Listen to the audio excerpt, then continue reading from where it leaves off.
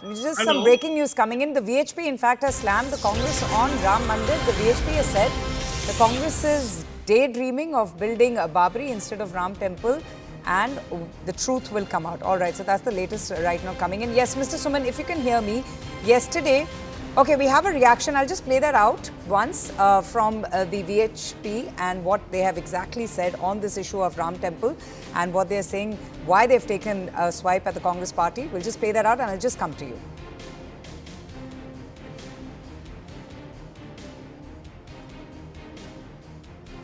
कांग्रेस के एक पुराने वरिष्ठ नेता ने अभी एक नया खुलासा किया है। उन्होंने कहा है कि राहुल गांधी ने यह वायदा किया है कि वो सत्ता में आने के बाद राम मंदिर की जगह बाबरी ढांचा बनाएंगे। इसके लिए चाहे शाहबानों की तरह संविधान में संशोधन करना पड़ जाए।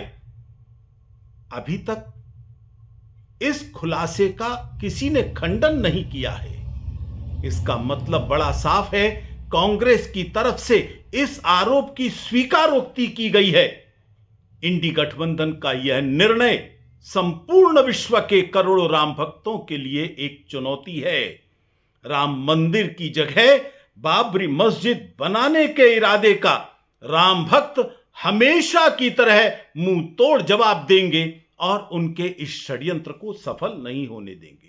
Okay, Mr. Raman, if you can hear me now, I don't know if you got a chance to hear to what the VHP representative said. He's pretty much saying what Acharya Pramod Krishnam had said yesterday, those explosive claims of the Congress actually intending to overturn the Supreme Court decisions. How big a factor will the Ram Temple issue be in these elections?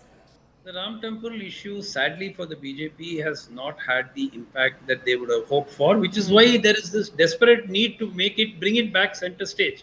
Otherwise, you won't need to say Congress is going to do this, they will take away the mandir, all of which is complete fake news, because there's nobody in the Congress who's actually said it.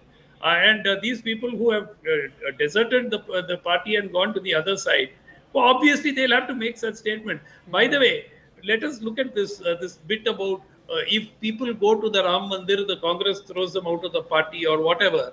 The entire UP Congress leadership went to the Ram Mandir, including Ajay Rai. The whole team went to the Congress to the Ram Mandir. Supriya Srinath went to the Ram Mandir. So have they all been removed from the Congress party? I don't know where we come up with some desperate story. No, it was just yesterday Radhika Kheda who had made all those claims. And No, she may make. No, but I'm asking you, what about the others who have gone to the Ram Mandir, who have not been thrown out of the party or have not been sidelined or whatever? So when we take up an issue, we should look at it holistically and all sides. Now, the second point, the very fact that the Prime Minister has now reverted to virtually this has become the only issue. They will take away your property, their Mangal Sutra will be taken away. It's a very sad, it's a comment of where we are. And I think today Maharashtra is likely to decisively vote. The seats which are going to the polls in Maharashtra are going to decisively tell us where we are in this election. Karnataka and Maharashtra together, I think a total of about 25 seats are going to the elections today. Those 25 are going to carry a huge message for the ruling party. Anyway, we will know by end of day. But the sad part of this thing is the way in which this election campaign has gone. It has been based on, I don't want to use the term what it has been based on, but if this is not inciting, hatred, I don't know what is. Okay, speaking of Maharashtra, let me shift focus. Let me talk to, get a question from Mr. Rodriguez. Mr. Rodriguez, thank you so much, first of all, for waiting so patiently. Now, I wanted to ask you about the keenly contested seat of Baramati, and the entire focus seems to be on that. You have the real contest, understandably, is between Sharad Pawar and his nephew Ajit Pawar. But, that contest, I've been tracking it so closely, the kind of verbal duels that one has been seeing, the finger pointing, the kind of, taunts that have been exchanged.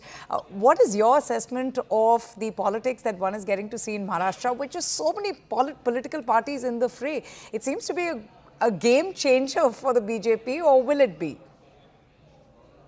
Well, politics in India is very similar to what used to happen at the Colosseum, where you had gladiators, on the fighting pitch, fighting the elections. There's a whole lot of blood and sweat going to be around. But eventually, in such a fight, it's the people, not the gladiators, who decide who's going to be the winner. And so what's going to happen is that while all this excitement is there all across the country, not only in Maharashtra, and Baramati, of course, is seeing a very, very closely knit fight and a very exciting fight, and that's True. great for democracy.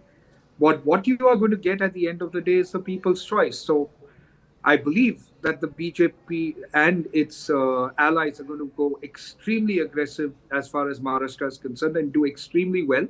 But it's not that the India Alliance and their opposition are going to do bad too, because that's what democracy is all about. If we get a good fight in the elections, it is the people of India that benefit. And that's what I look forward to. All right, Mr. Rodriguez, Mr. Raman, and Mr. Rajagopalan, thank you all.